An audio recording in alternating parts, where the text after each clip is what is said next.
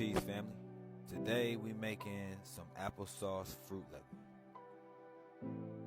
First we start off by pouring a bowl full of unsweetened applesauce.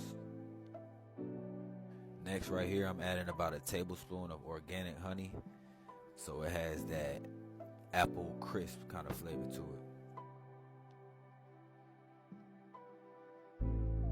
So after you add the honey, you want to make sure you mix it up real good so it's pure, because when it's time to pour it onto the tray, you want it to be as smooth as possible. You don't want any clumps in it. It'll also make sure everything dehydrates evenly and you don't have any spots that are less or more dried out than the other.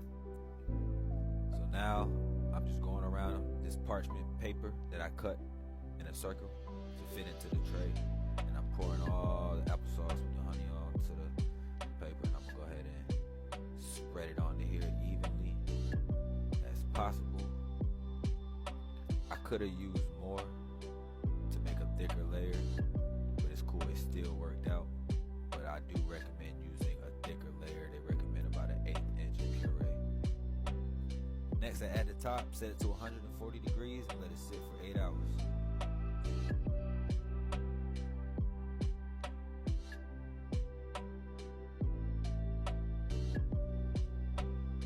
Next day, 8 hours is up.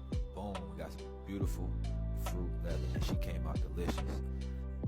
A little bit of practice, and I had these things perfected. Appreciate y'all. Peace.